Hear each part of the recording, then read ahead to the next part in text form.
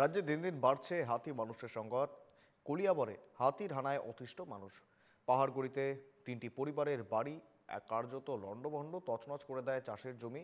একেবারে সেই ছবি রেখেছি আপনাদের সামনে, কলিয়াবরের ছবি। তার পাশাপাশি পাশাপাশি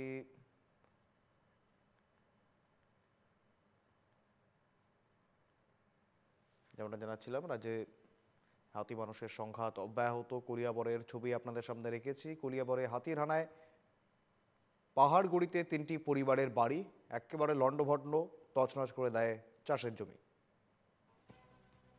আহিছিলে আঢ়ৈটাত আহিছিলে, তাৰপিছত আৰু ভাঙিলে ইফালৰ পৰা সিফালে, সিফালৰ পৰা গোটেই ঘৰটো ৰাউণ্ড ঘূৰি ঘূৰিয়ে চাৰিওফালে ভাঙি পেলালে। খিৰিকী দৰ্জা ফালে ভাঙি ভাঙি চেচ কৰি গ'ল।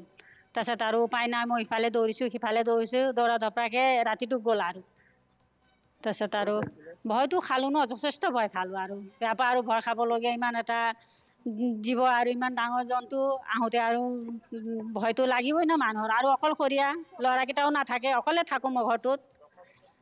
জখমটো একো হোৱা নাই বাৰু, কিন্তু দৌৰা ধৰোঁতে গ'ল। আৰু দৌৰি থাকিলোঁ, ইফালে দৌৰোঁ সিফালে দৌৰোঁ। দৌৰোঁতে 4 ঠাইত ভাঙিলে। খিৰিকী চাৰিটা ৰুমত, প্ৰত্যেক ৰুমে ৰুমে ভাঙিলে। এতিয়া কি কওঁ আৰু, এতিয়া কিবা এটা কৰি দিব লাগিব, ক্ষতিপূৰণ মোক দিব লাগিব। এতিয়া নহ'লে কেনেকৈ চলোঁ, কেনেকৈ খাওঁ।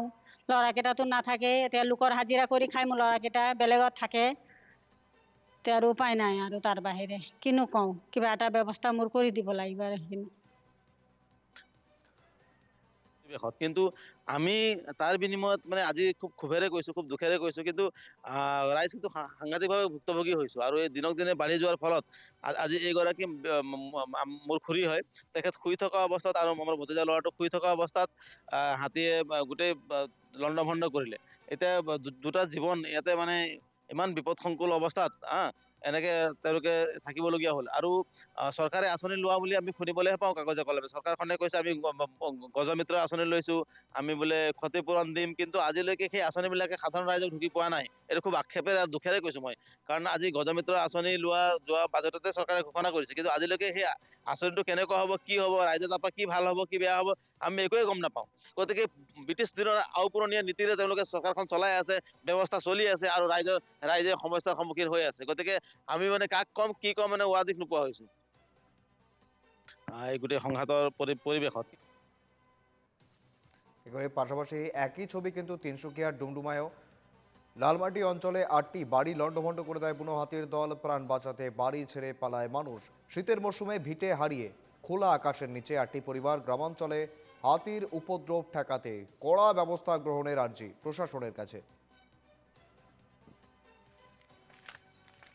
এই গধূলি আপোনাৰ 5:30টাৰ পৰা আপোনাৰ 3:30 বজালৈকে ৰাতি 8টা ঘৰ ভাঙিলে।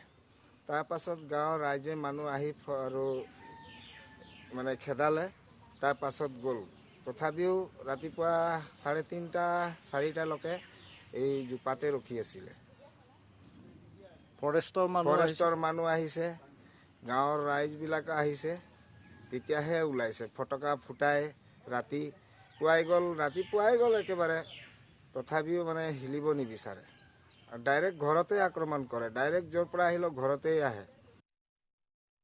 সন্ধিয়া প্ৰায় 5টামান বজাত লালমাটি নতুন মাটি গাঁৱৰ প্ৰায় 8টামান ঘৰ বনৰীয়া হাতীয়ে আহি ভাঙি তহিলং কৰিলে, আৰু ধান খাই গোটেই পৰিৱেশ বিনষ্ট কৰিলে।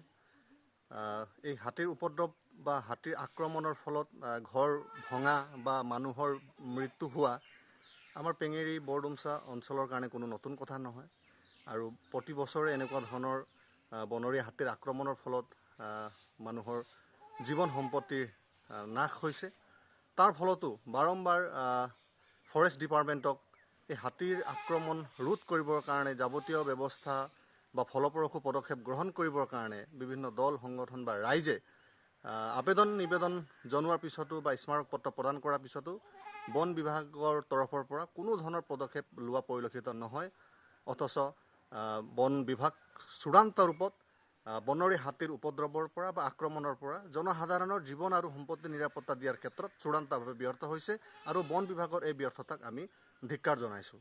চৰকাৰলৈ বিনম্ৰভাৱে অনুৰোধ জনাইছোঁ যে উক্ত ভুক্তভোগী যুৱতীগৰাকীক উচিত ক্ষতিপূৰণ দিয়াৰ সমান্তৰালভাৱে যোৱা নিশা যিসকল ভুক্তভোগীসকলৰ হাতীয়ে ঘৰ ভাঙি তহিলং কৰিলে সকলোকে উপযুক্ত ক্ষতিপূৰণ দিয়াৰ ব্যৱস্থা কৰি দিবৰ কাৰণে চৰকাৰক দাবী জনোৱাৰ সমান্তৰালভাৱে এই হাতীৰ উপদ্ৰৱৰ পৰা জনসাধাৰণৰ জীৱন আৰু নিৰাপত্তা সম্পত্তিৰ নিৰাপত্তা নিশ্চিত কৰিবৰ কাৰণে আমি বন বিভাগক দাবী জনাইছোঁ। অন্যদিকে তামুলপুরেও হাতির আক্রমণে এক মহিলার মৃত্যু। জেলার ভারত ভুটান সীমান্তের উপরকুটি গ্রামের ঘটনা। নিহত মহিলার নাম কালিমায়া গুরুং। ঘটনার সময় বাড়িতে একাই ছিলেন ওই মহিলা।